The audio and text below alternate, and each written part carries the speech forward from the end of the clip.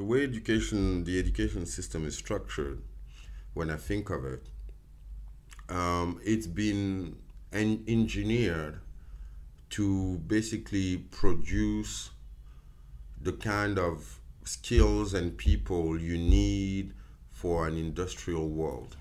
Absolutely. Right? So you sit in ranks, in lines, like a production line. Yeah. Right? You so can do this yeah, exactly. Yeah. Right? You back to the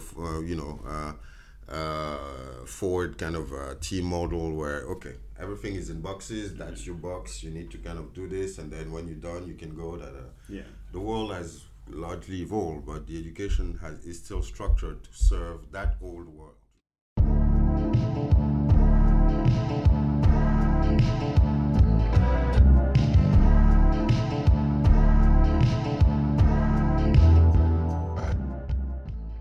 Hello friends and family, my name is Gray Jabez and this is another episode of the Gray Av podcast. First of all, I have to thank you for taking this point of time in your life and giving it up to this podcast, and I hope I will make this worth it for you. And for those of you who are listening to the Gray Av for the first time, you can actually find us on Apple Podcast, Spotify, iTunes, SoundCloud, and pretty much all the podcasting platforms, which will make a much better listening experience for you because you can do this with an app or with the desktop version. But if you're listening from the website, you can also do that and download the podcast and listen to them at whatever time of your convenience. So today I have a very, very special podcast episode, which I think will go off as one of the best episodes of 2019. It already is one of my favorites out of all the podcasts that I've recorded this year. So our guest today is Mamadou Toure. He is the founder and CEO of Ubuntu Group, focused on advisory and investment activities across industries and aimed at supporting firms in Africa achieving a scalable and sustainable growth on the continent. The Ubuntu Group believes Africa can leapfrog. For the purpose, we design disruptive and innovative structuring and investment schemes that help deliver stronger results on the triple bottom line: people, profit, planet. Over the past 20 years, Mamadou was involved in transactions in 26 African countries, reaching a total value close to $30 billion. Mergers and acquisitions, project finance, investing structuring, government advisory, etc. Mamadou is also the founder and chairman of Africa 2.0, a non-profit organization gathering a community of young leaders from Africa and the diaspora. Africa 2.0 now has a footprint in 35 countries in Africa and around the world. The organization now gathers more than 1,000 emerging leaders active in the transformation of Africa. In 2014, Mamadou was ranked as one of the top 10 most powerful men in Africa by Forbes magazine. So Mamadou is a hell of a guy, for sure. And he's a visionary, that I can tell you, and you will be able to notice this as you listen to the podcast. So he considers himself a human being with a soft heart for Africa. Something along those lines, which you'll be able to get from the podcast as well. But basically, we discussed his work experience. Like I said, he worked as managing director for General Electric before. He has worked for the World Bank and a couple other companies. So we discussed that, and then we jump into Africa 2.0. There's a very, very fascinating story behind that and how it got started. So he's a very good storyteller, which you guys will be able to enjoy that as well. And we jumped into his educational background, which led us to talk about the education system. And we also talked about work. We spent quite a bit of time on that, which I think was very, very important and integral for this conversation. Talked about values in technology, how to build or to embed values as we build technologies like AI and etc. So that is actually takes me to episode 92 as well, that I did with Joy Bwalamwini from MIT. We actually recorded a podcast specifically on that subject, as you guys know that she is she created a company and technology to be able to bring to fight algorithmic bias in technology, which is a very important matter. And we talk about society and critical thinking.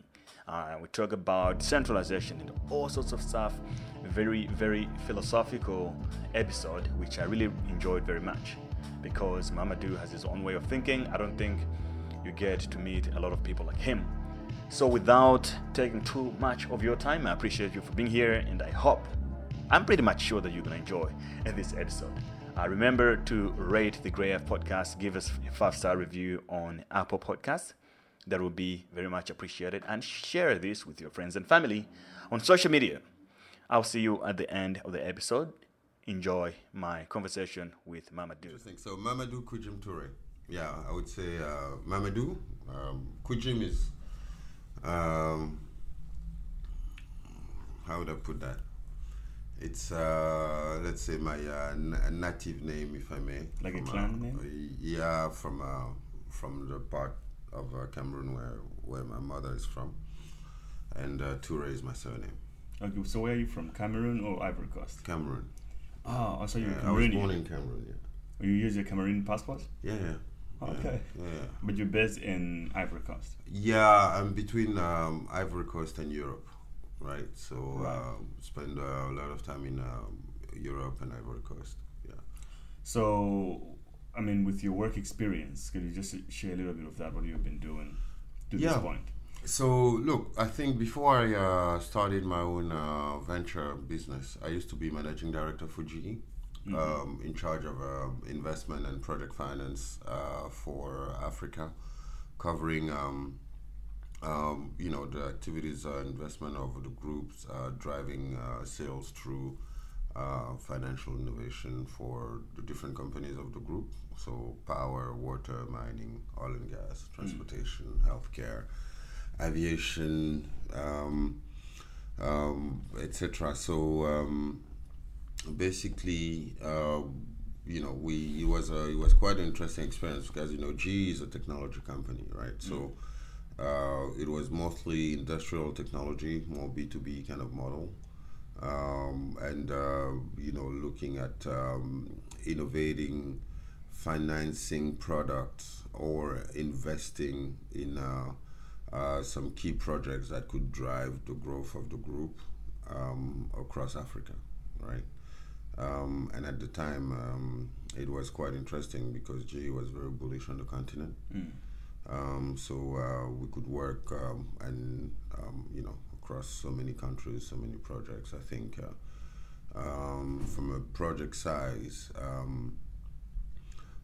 across the continent, from railways to, locomotives manufacturing to, power plants, aircraft, etc. It was a pipeline close to $15 billion. Oh, wow. Yeah. In terms of project size, not equipment only. Yeah. Oh, okay. Okay. Project size. Yeah. Wow. Across the continent. Yeah. In my household, we used to have a GE fridge, a refrigerator. So when I think of General Electric, you think of consumer, right? Exactly. Yeah, I think the position in Africa was not so much consumer except for healthcare, although healthcare was more like with practitioners. Yeah. It was more like industrial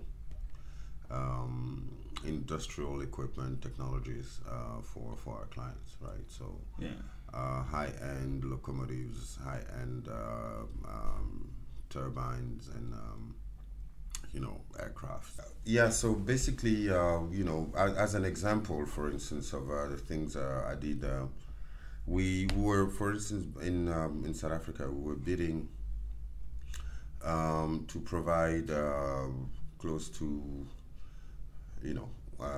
400 locomotives to kind of renew the locomotive park of Transnet, which is one of the largest integrated transport and logistics companies in the world, actually. That's the trains, right? Train. I mean, Transnet to train ports, multimodal, right? And one of the key things that I designed was, the best way, and there was a request also for local content, right? So what we worked on with my team was to design a whole vehicle where not only would provide the locomotives, but would use also the proceeds of the sale as we were bidding to kind of set up an investment vehicle that would, because the locomotives, a portion would need to be manufactured locally, right? Yes. And in order to strengthen the whole local ecosystem, because there were not necessarily the level of capacity in terms of building all the parts, etc., locally. So we decided to design an investment vehicle that would do both capacity building, technical assistance, and investing in the SMEs that will be part of the supply chain, so that we kind of keep the global standards, but also develop the local economy. So those are the kind of things that we're doing in terms of how do you engineer leveraging on finance in order to provide solutions for the country, and that would match also the company's growth. Awesome. So I interviewed Maya Vujinovic before. I don't know if you know her. Yeah, I mean, we haven't met personally, but yeah. Oh, okay. Yeah, I know her. And before GE, I was with the World Bank, Okay. right? We have IFC in particular. And with IFC, I was in charge of investment. I was in the infrastructure team initially, that kind of split to, and then had worked in charge of investment in telecoms, media, and technologies for Africa. And that was quite a, I was there for close to 8 years. And that was a very interesting times, because it was the boom of the mobile industry. Right.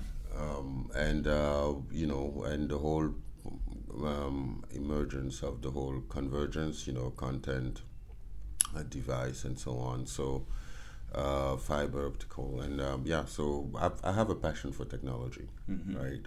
Because I think that's the main driver that could help humanity transcend its current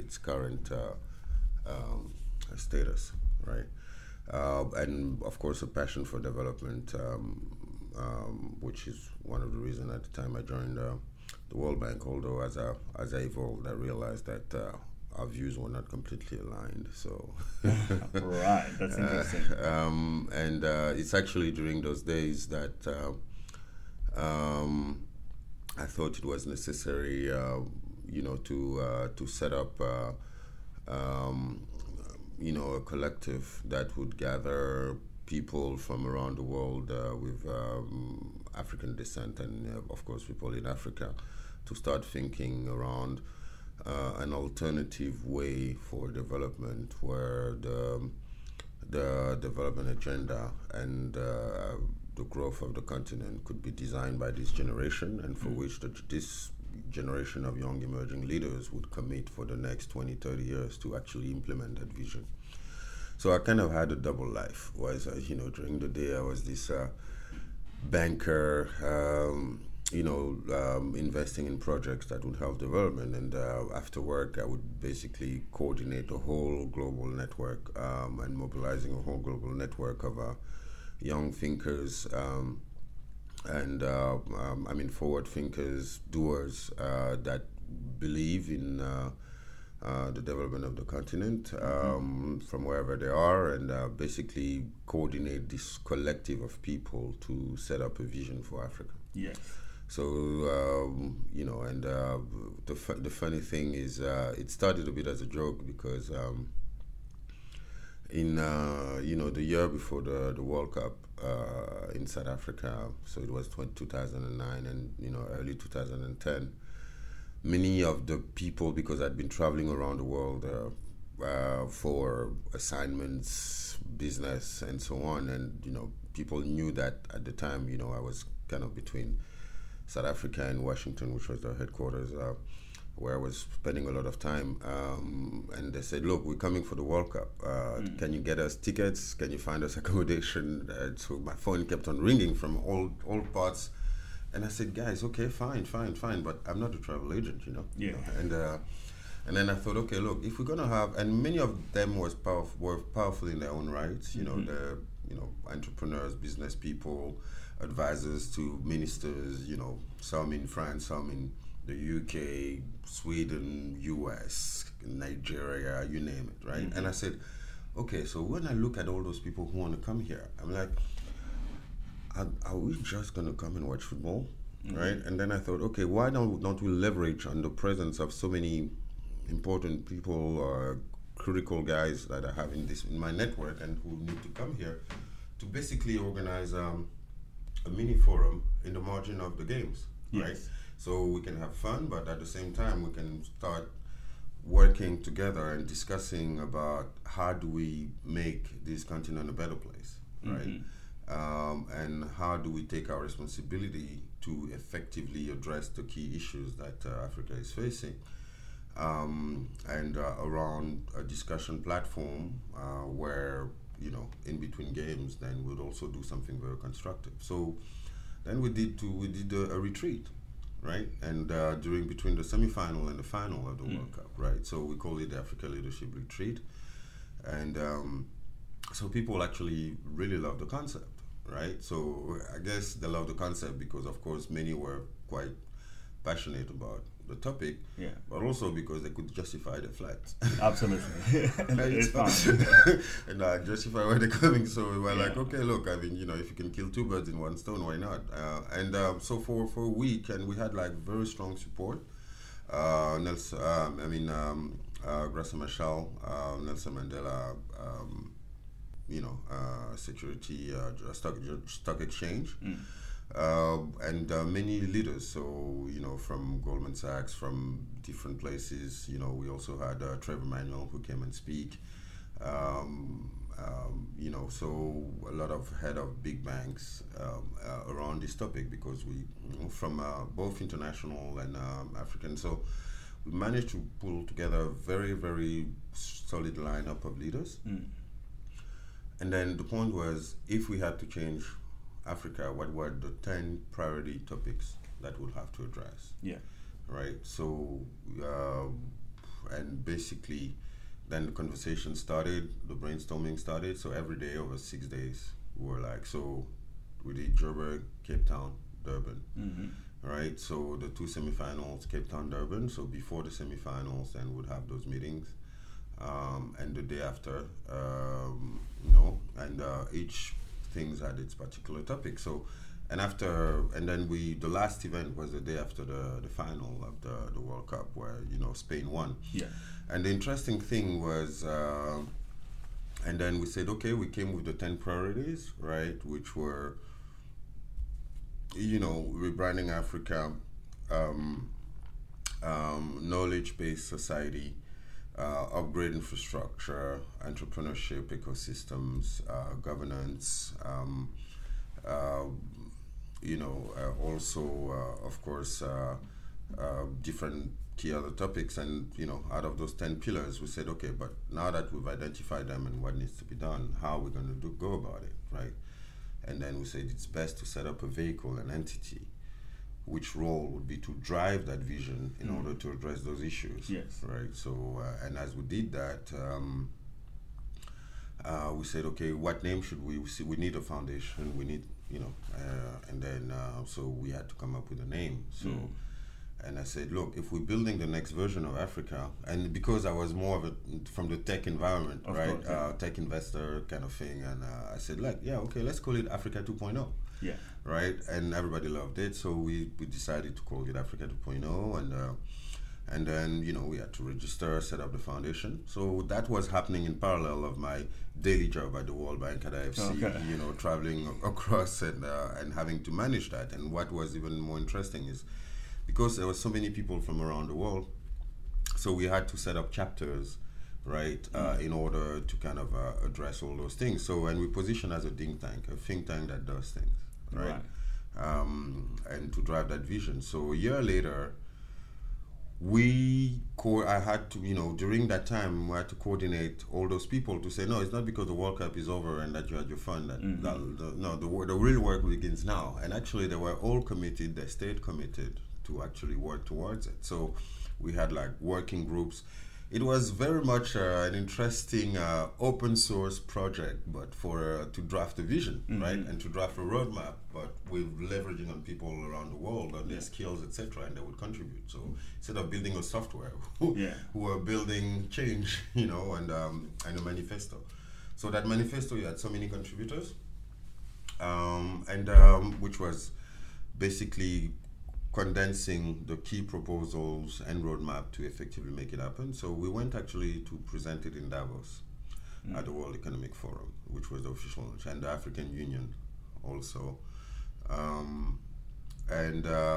Funny enough, one key rationale about those young leaders driving change, we used the example of the World Cup and the winner of the World Cup, which was Spain at the time, right? So if you look at Spain, what was very particular around that team is that it's the same team over the past 10 years, about 10 years then, is that what happened is that 10, 15 years before the 2010, Spain realized that they had like the second best, or if not the best championship in the world, but they had never won the World Cup, right? Oh, okay. Oh, yeah. Yeah, right. So, and what they did in the late 90s was to kind of go across the country and take kids between 11 and 14 and select the best of them and start building kind of a collective consciousness and vision, and told them that, look, we're going to groom you together now, and you are the generation that will win the World Cup. Yeah. Right? And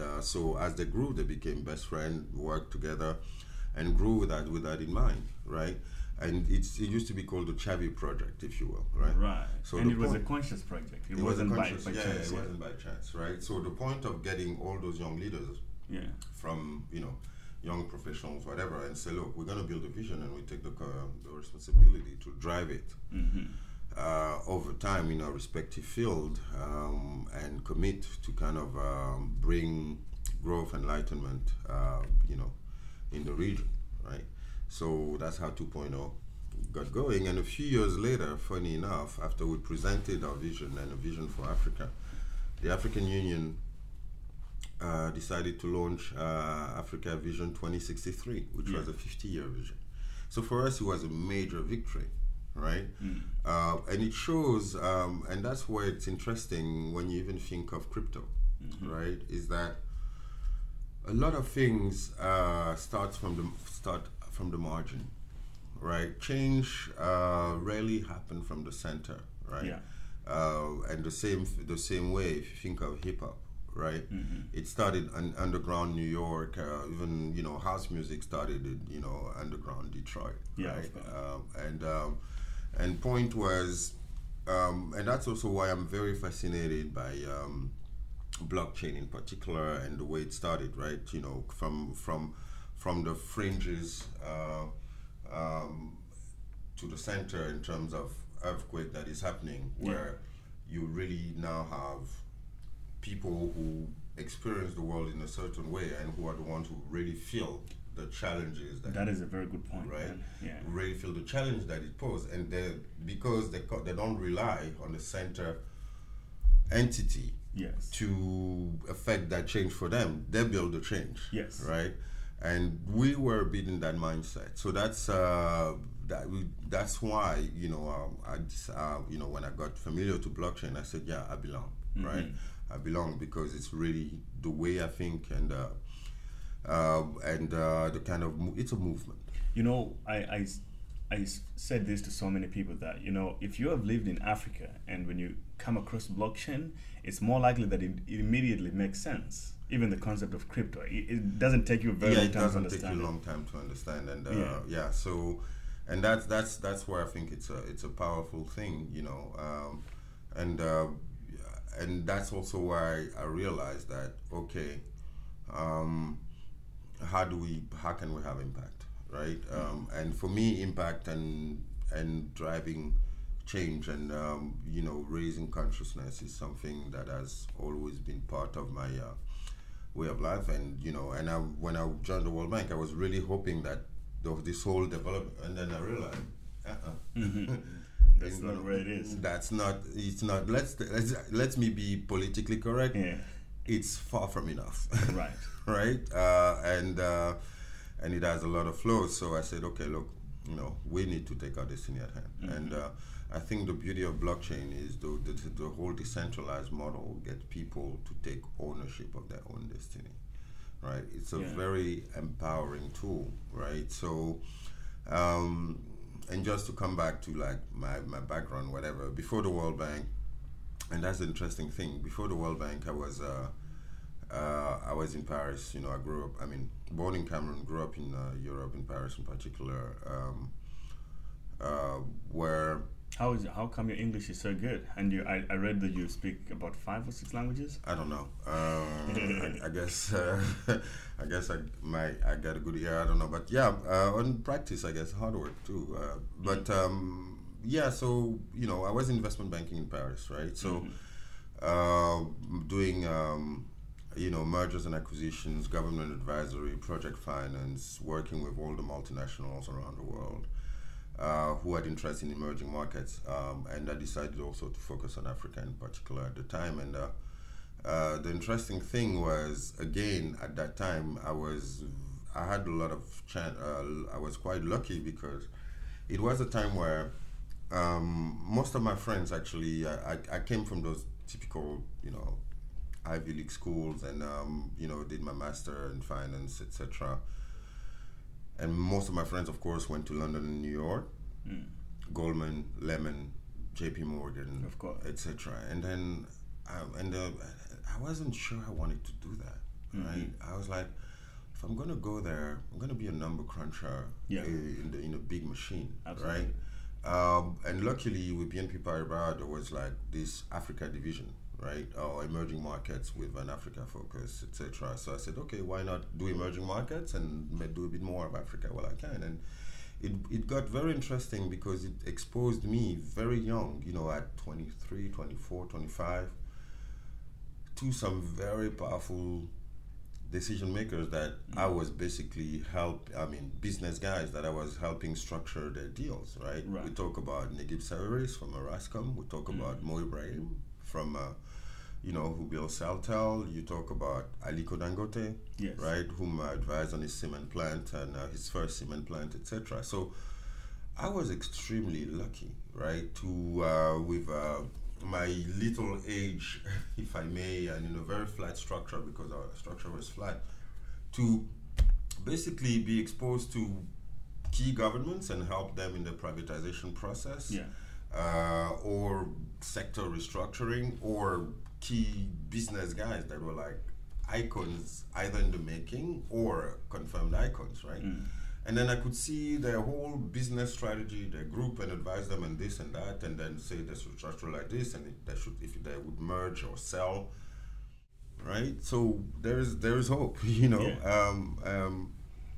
I learned a lot. I learned a lot with them, and the funny thing is, when I told my mom that, I got headhunted to join the World Bank IFC, and then I would have to leave Europe, right, to go to Africa after such a long time. She said, "Oh, now you're gonna finally realize your dream," because, when you arrived in France, in Paris, you said, "Mom, this place is quite cool," But she said, "You told me, when you grow up, you want to go back to Africa and make sure it looks just like this." And so it has always been there, eh? Yes, and now that you tell me you're joining the World Bank and going back, you're like, okay, so you've been consistent, son. You know, like, I don't know, but I'll try my best. And for your question on language or whatever, I think also the other element where I was quite lucky was I was, when I was 14. So I had been in France for a few years, and I was in a junior high school in the suburb. The suburb are generally poor, compared to urban areas. Not like in the U.S. where so it's a bit inverted in Paris in particular, right? Okay. So underfavored areas are in the suburb, and the wealthy guys live in the city, right? Oh, so it's like Cape Town also. It's set up the same. Right. So. Funny enough, one day the principal called my parents to discuss my case, and I was a bit worried. And so he told my parents, look, yeah, we don't think your kid should stay in this school. Mm-hmm.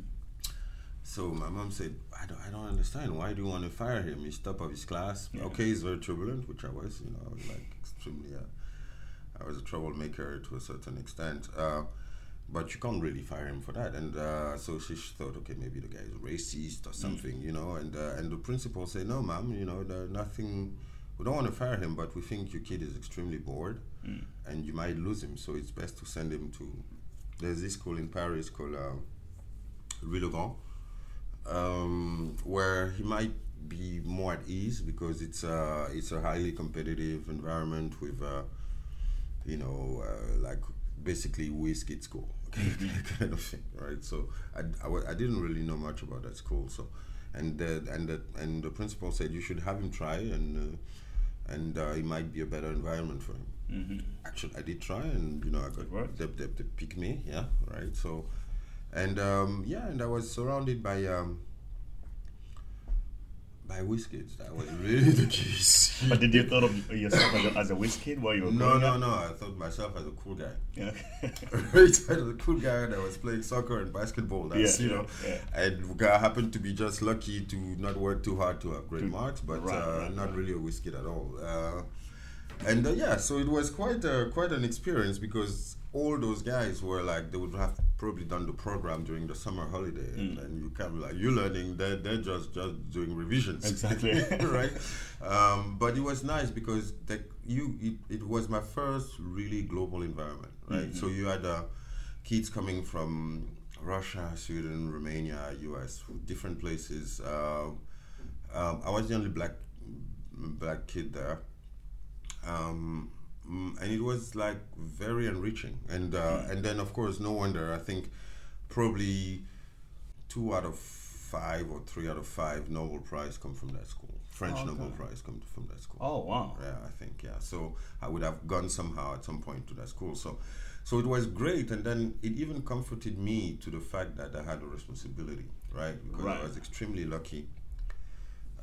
Again, to kind of be exposed to those kind of environments. Did you have to start working hard though? Definitely, man. Right, it wasn't easy anymore. The holiday was over. So I thought I was on holiday the first quarter. I thought I was still on holiday and that I would just have to kind of swing my way in. And like the first exams, I was like, what the hell? Yeah. It had nothing to do with what we had because in our notebooks. And I'm like, but what's the point? It was just that they take it 2, 3, 4 levels beyond, right? Okay. So you clearly have to work and do your own research and do some analysis and really think 3, 4, 5 steps. So, but it taught me a lot. So first quarter I had like to kind of readjust, and I understood the concept of working hard. And since that day, I haven't stopped working. Nice. I can tell you that. No more football since then. No, still some football, but no more TV. That's for sure. That's for sure. Yeah. No, I turned it made me. It turned me into a workaholic, but out of passion. You probably grow up quite quickly as well when you get exposed. Yeah, to it fast tracks your growth, right? Yeah. First because you're highly exposed to different cultures, values, etc., but all in a very, very constructive way because. And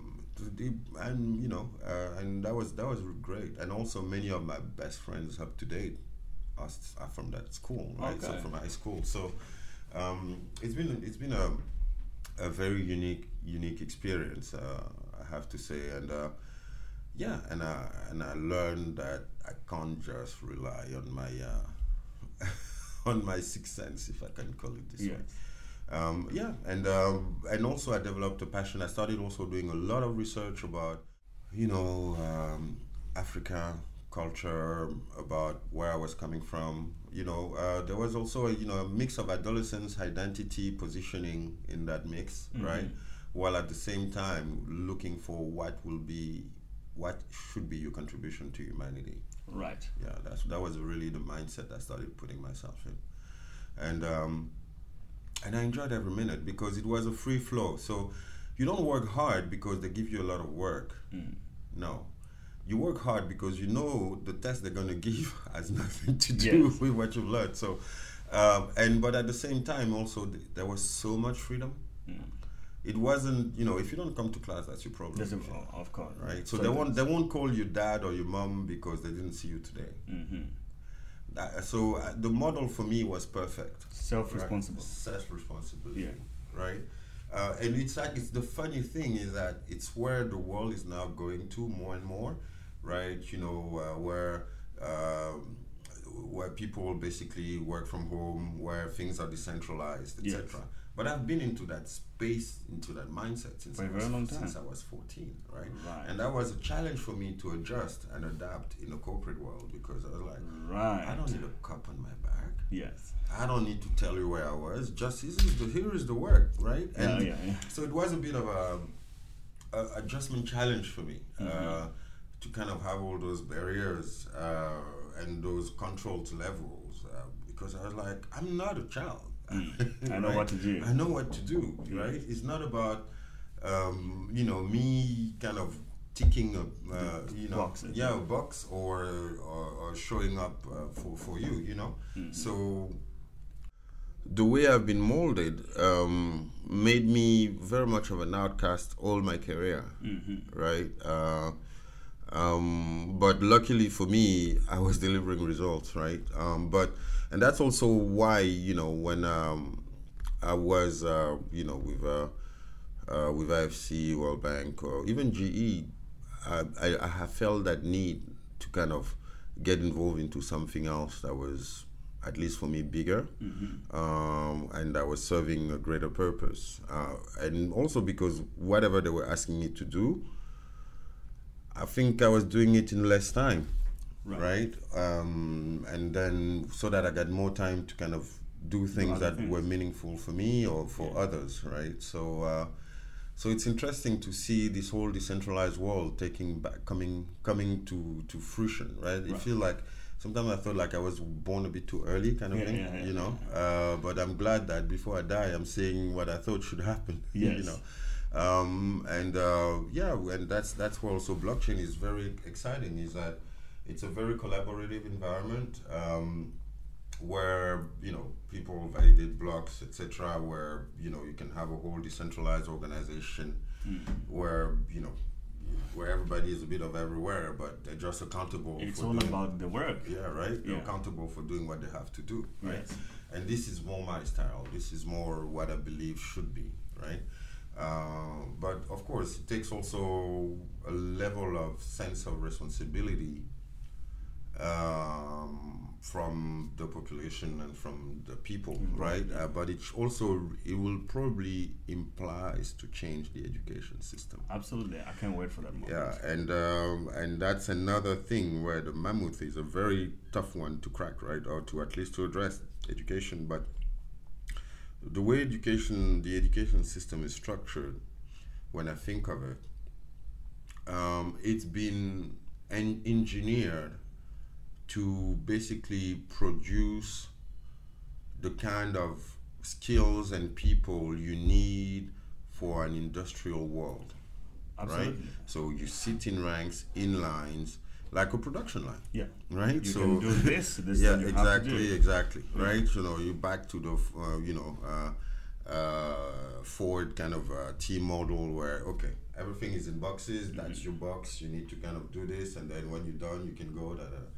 The world has largely evolved, but the education is still structured to serve that old world, right? That is very much industrial. Not that we don't need industrialism, but it's just that it's changed, right? With 3D printing, with all those things, the workforce we're going to needs to, especially also with artificial intelligence, with robots coming. All those tasks that we were basically formatted to perform will be done by other people. So that's where creativity, freedom, collaboration, etc. should be new values, and ethics, and it's a very important one. In school, they'll teach you geography, history, and so on, but there's not enough put into preparing you to be a citizen. Yes. Right? preparing you about what is your contribution to society and what is good and what is not. So I guess they've relied on church and mosques, etc., to do it. But also that also is now facing its limits, right? Especially from the African perspective, I think we need to generate a certain sense of what it means to be an African. Yeah, real responsibility. Exactly, and right. That's So not being there. and I think all those parts and the whole creativity part, the whole and this is where I think education is made to prepare the next generation to kind of insert and also build their society, right? And I think as such, then some changes will probably be needed. And what might happen also is that, again, from the outskirts of this whole thing, some new forms will emerge. And that's why also you have private education coming. Now, the problem of private education, as it is if you don't have money, you're screwed, right? Yeah, So, sure. and that needs to also change. But again, the beauty of internet, that might be where the new form of education comes, right? So when you think of it, and you have now with,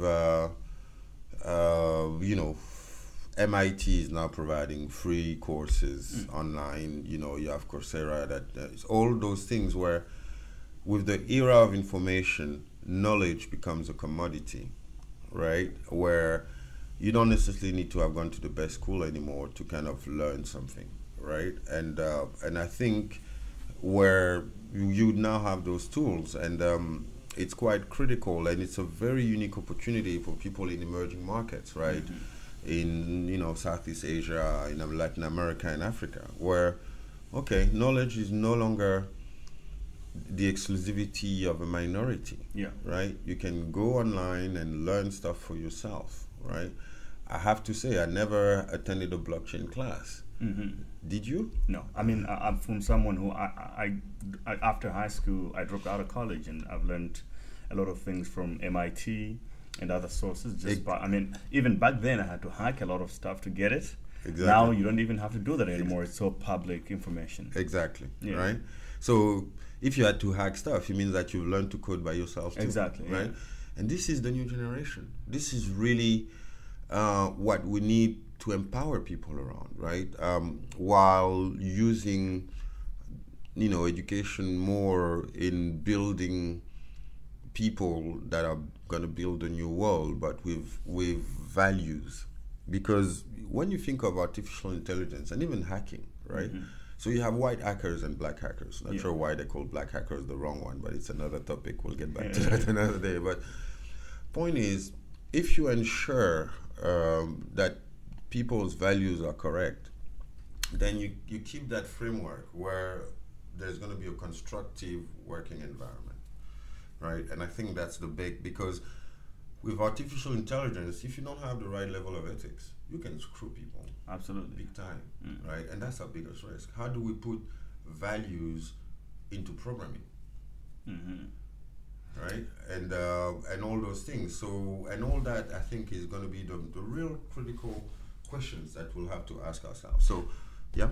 There's a book with, I think probably I've read it before, by Nick Bostrom. It's called, it's an artificial intelligence book, basically. Yeah. It said super intelligence, that's the title.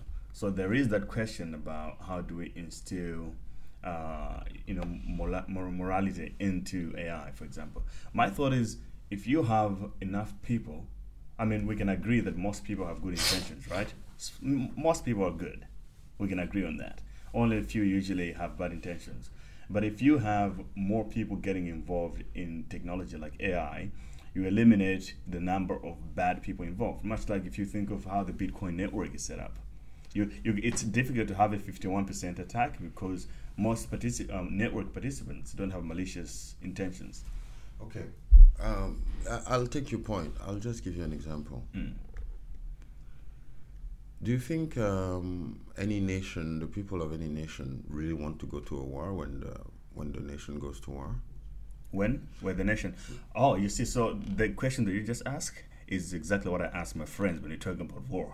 Because my point is, if you say a nation is in a war with another nation, it's usually a small group of people. No, but it's backed by the nation, by the people of the nation. Say, yeah, we should go and kill them. Yeah, but then if a Russian and an American meets at a bar during war, do you think they're going to fight?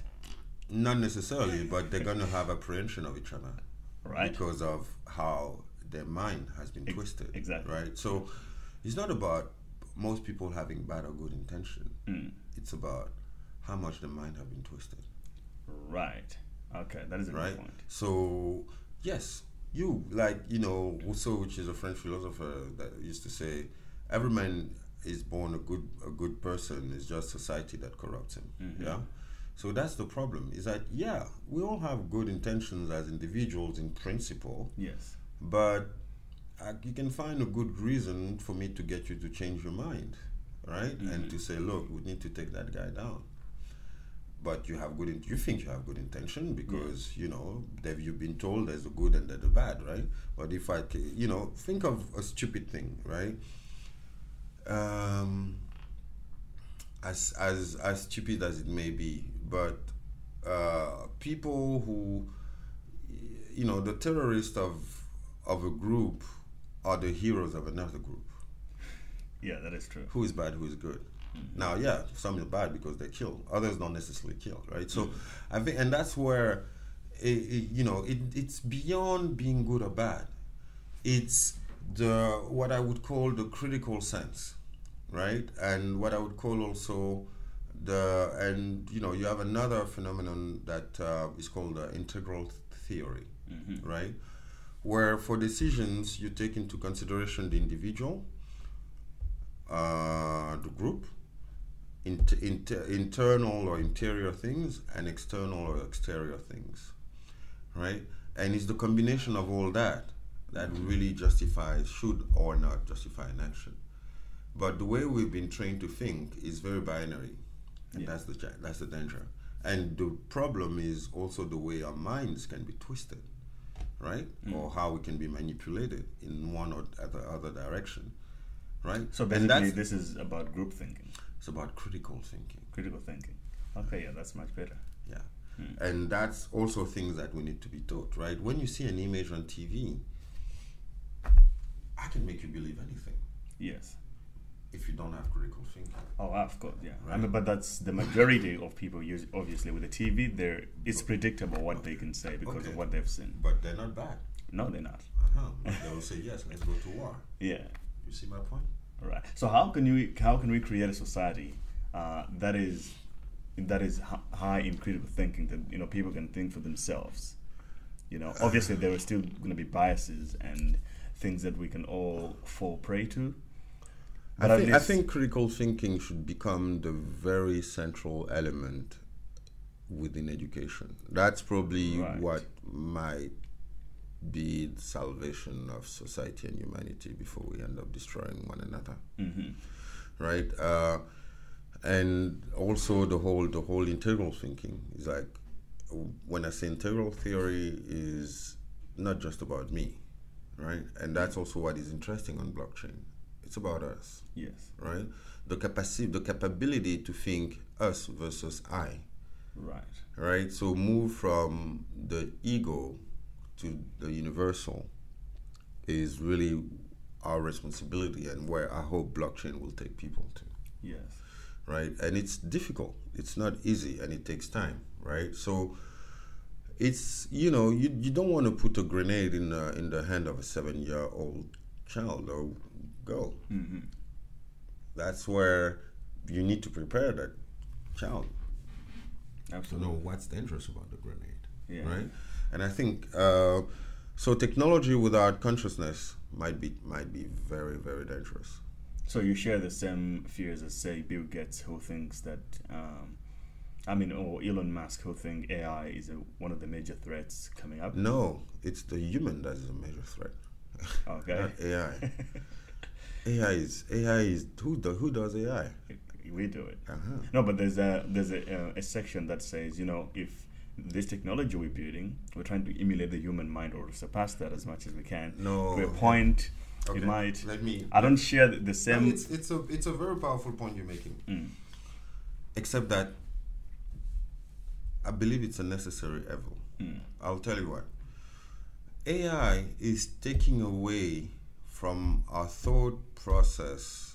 I mean, it's taking away from, a lot of the burdens from a thought process and activities that we were doing ourselves and that were taking a lot of time, and they do it much faster, etc. Like I said, the danger is not AI, it is the humans behind the AI. If you don't give them critical thinking, if you don't make sure they have the right level of consciousness, then there's a danger. Yeah. But if their heart is in the right place, their mind, their soul, and they make sure that they give the safeguards to avoid derivation or that things get bad, then you have a case, right? So, and think of one thing, to come back to the AI thing. So I was saying it takes away from some functions that you were doing, but the great thing, it leaves more space for other functions for us. Yes. Right? That may give us that chance to become more spiritual. Yes. Oh, right. That is true. We can tap into more enlightened. You can tap into that layer of your brain, of your pineal gland, and way beyond that you did never really had a chance nor time to do, because you were imprisoned into the processing of stuff, the execution of this, and the calculation of that.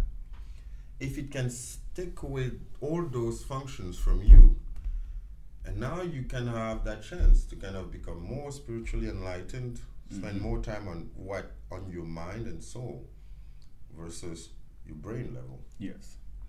And that might be a very unique opportunity. And one thing that AI may not be able to do is to reach some level of consciousness. Human evolution also follows some key layers of consciousness, right? I don't know if you've heard about the spiral dynamics. Yes. You've heard about it, right? So I would say we're at the yellow stage now. Okay? Good. What does that mean? There's a turquoise state above it, right? Yeah. Okay, so hopefully AI will help us move to turquoise. Yeah. So it must be a matter of evolution all the time. Exactly. Yeah. So speaking now from what I've taken from you when you speak, you speak from a global perspective. You present yourself as an African, right? In general. Yeah. And when you think of all the things that you have done with Africa 2.0, you think of Africa as a whole. But then when it comes to about doing the work or how Africa is structured, we still divided into nations, which I think is still a major challenge when it comes to trade and economic activities. Yeah. How do you bridge the gap when you're doing projects? Say someone who is trying to put together an initiative, has an African perspective, but then he has all these major blocks, borders and stuff. Okay. How do you approach that? Okay, first of all, to your point, I'm a global citizen with Africa at heart. Yes. Right? Okay. That's how kind of a global citizen is, just because I've had the chance to. I'm a human being with African at heart, maybe I should put it this way. Sure. Right? But I'm a human first. Okay. And Africa for me is where I come from. And if you don't tidy your home, don't expect to go and shine everywhere, right? Yes. So, to your question, I think you had the answer embedded. Point is, with blockchain and internet, borders don't really exist anymore. Right. Right. So, let's take your case. Okay. You're from Malawi. You live in South Africa. And you're working on an American on a global project that you've never seen physically, have you? No, I've never even seen the people I'm working with. Okay, cool. So you have your answer. Yes. That's our unique chance. Right. It is a unique chance because we are no more limited by geography and borders. How can you get more Africans to understand this concept? Like someone say in Mozambique, in a small town, but at least he has internet. How do you make them understand that, hey, opportunities now just doesn't belong in your small city, but now you're connected with the rest of the world. Opportunities are there, and you can be involved in global trade. Okay, in one way or another. It starts by awareness starts with accessibility, right? So somehow or another, we need to find a way to make internet accessible to all and least cost possible, if not free. Yes, I would agree with the free. Right. option. So free will be the ultimate game. Internet should become a right. Yeah. Right. The same way as water is a right. Yeah. For every human. Now, why? Because it gives you that chance to connect. Now, it might take a bit of time, but you always start with early adapters. You're one of them, right? And many actually are seizing that opportunity. The main difference is if you only have money for 30 minutes internet every day, it makes it complicated. Absolutely complicated. Right. And I think the infrastructure it's also one of our responsibility to make sure that infrastructure is in place. So it starts with advocacy. It starts also with greater collaboration. And I'm a big believer in success stories, right? It's like your story needs to be told, right? Why? Because that's a perfect example, right? You just kind of started, as a I wouldn't say a self-made man, but self-educated person who also were curious and stuff, and now you work with people at global scale that you've never met, right? If many more knew that, they would do the same thing. We're good at copying. Absolutely. That's why the stories of all these successful entrepreneurs is so appealing to so many people. Right? Because it's like he's just like me. Yeah, exactly. So, and I think it starts with the media. Right. I mean, doing the podcast that you do, I think makes a lot of sense. But also, I don't know if have you read The Tipping Point from Malcolm Gladwell? No. You actually should. It's a very interesting book. It's one of the books actually that also helped me, even when I was doing Africa 2.0. In The Tipping Point, Michael Gladwell explains, the 4 key factors for not movement, but things to get viral, right? And in epidemiology, the tipping point is that very moment where a small phenomenon becomes a general phenomenon, right?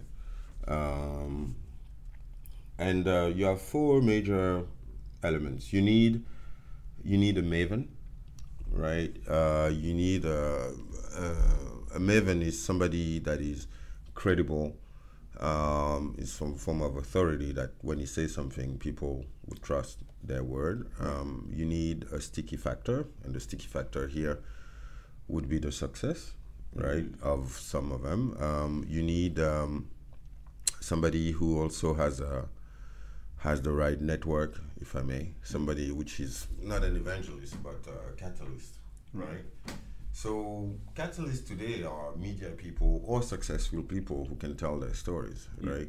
And so there are a few other factors, but I think, and we don't tell our story enough, right? And the media in general will more be focused on,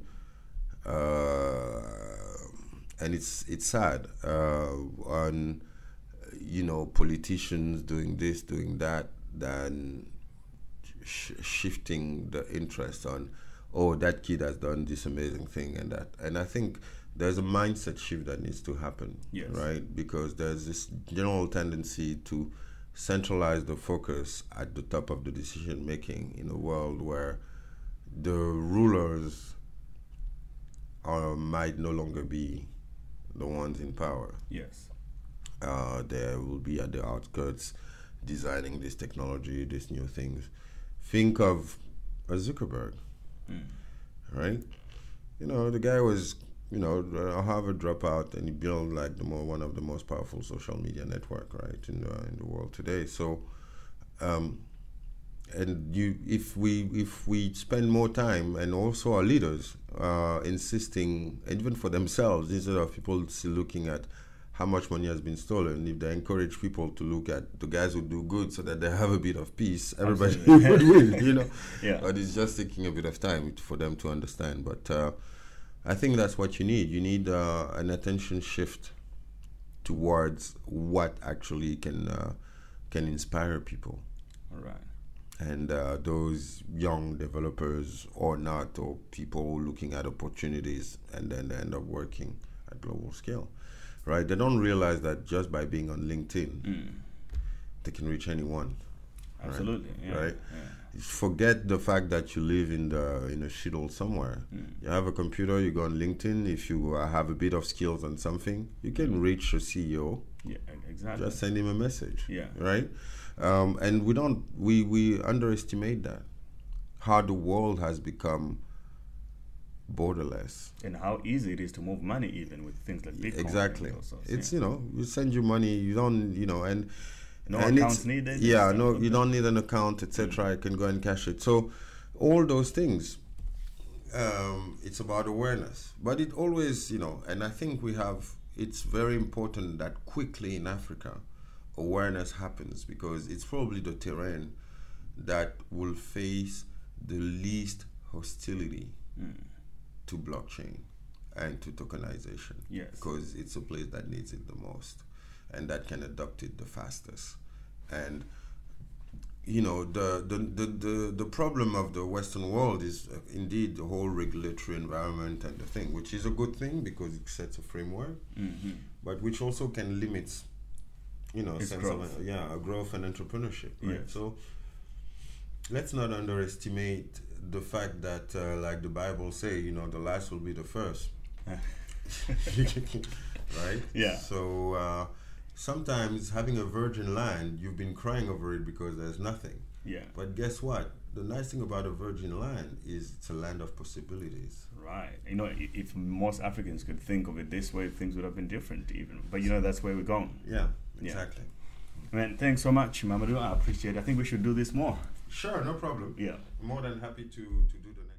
Hello once again, and that was the end of our conversation. And just before you go, just want to communicate a few things with you quickly. If you have enjoyed any of the podcasts or this specific podcast episode, I would appreciate it if you share it with your friends and family through your social media, Twitter, Facebook, etc., as well as write me a 5-star review on iTunes or Apple Podcast app. That would be fantastic. It helps me flourish and sustain this podcast as well. We also on other platforms like SoundCloud, Stitcher Radio, and all other major podcast platforms. So whichever way you're listening to it, I would appreciate it if you leave me a review. You can also subscribe to the Grey Podcast through my website, greyjabesi.com, greyjabesi.com. There you also find some of the blogs that I'm writing sometimes, and you get notified as soon as the new episode has been published. Until next time, enjoy and be productive.